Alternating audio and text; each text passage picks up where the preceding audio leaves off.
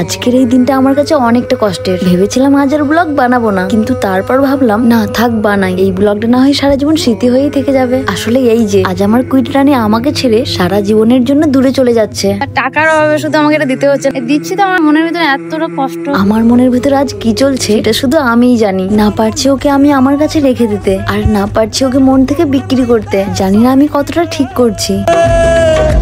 আজকে আমার কাছে চলে যাবে, কেমন মধ্যে পরিষ্কার করা দরকার নেই। আমার কাছে যখন ছিল খুব যত্নে ছিল, ওকে আমি খুব যত্নে রাখতাম। আমি না আজকের দিনটা যখন ও আমার কাছে থাকবে তখন না ওকে একটু পরিষ্কার পরিচ্ছন্ন করে, আমার কুইট রানী ছিল। আসলে আমার জীবনের প্রথম 4 চাকা এটাই ছিল, আর এই 4 চাকাটা কেনার জন্য আমি অনেক কষ্ট করেছিলাম। মানে আমি আমার হাত খরচার জন্য যে টাকাটা জমিয়ে রাখতাম সেই সব টাকা দিয়ে আর বাকিটা ইএমআই করে আমি আমার বাবার জন্য এই যে কুইট রানীকে নিয়েছিলাম। বিশ্বাস করবে নাকি জানি না, ওকে আমি অনেক যত্নে রাখতাম। আসলে জীবনের প্রথম ভালোবাসা বা ভালো লাগার জিনিসগুলোর প্রতি দেখবে একটা আলাদাই মায়া থাকে, আর সেই মানুষটাকে বা জিনিসটাকে কখনোই ভোলা যায় না।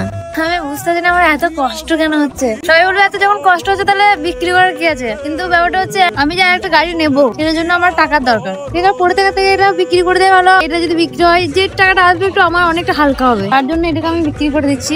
প্রায় 3 ঘন্টা ধরে আমি শুধু গাড়িটাকে দেখে গেছি। এই পুচকুটাকে আমি তুলে নেবো, কারণ ওটা আমার খুব পছন্দের একটা। ওটা আমার ক্যামেরাম্যান গিফট করেছিল, মেলাতে খুব পছন্দ হয়েছিল তো আমার গিফট করেছিল।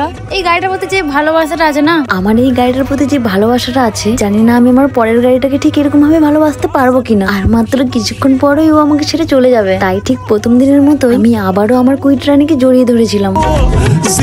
এটাকে এত মনে পড়বে আমার, মানে যখন ছিল তখন কিছু মনে হয়নি, কিন্তু যখন বলে না দাঁত থাকতে দাঁতে কদর বোঝা যায় না, সেরকম হয়েছে আমার অবস্থা। যখন ছিল তখন আমার কিছু মনে হয়নি, তো এখন আমাকে ছেড়ে চলে যাবে আর কয়েক ঘন্টা পর।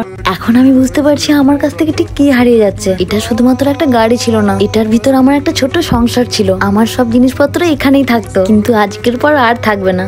ব্যাপারটা হচ্ছে যে গাড়িটা কালকে বিকেলে নিয়ে যাওয়ার কথা। কালকে বিকালে ও বললো যে না আজকের দিনটা আমি দেখবো, যে আজকে বললো তাহলে আজকে সকালেও বলছে যে না আজকে সকালে নয় বিকেলে। এই জন্য এখন গাড়িটাকে খুব যত্ন করে আদর করে রেখেছে, দিয়ে ওই জন্য সারাদিন আজকে বসে আছে। সন্ধ্যাবেলায় গাড়িটা বিক্রি হয়ে যাবে।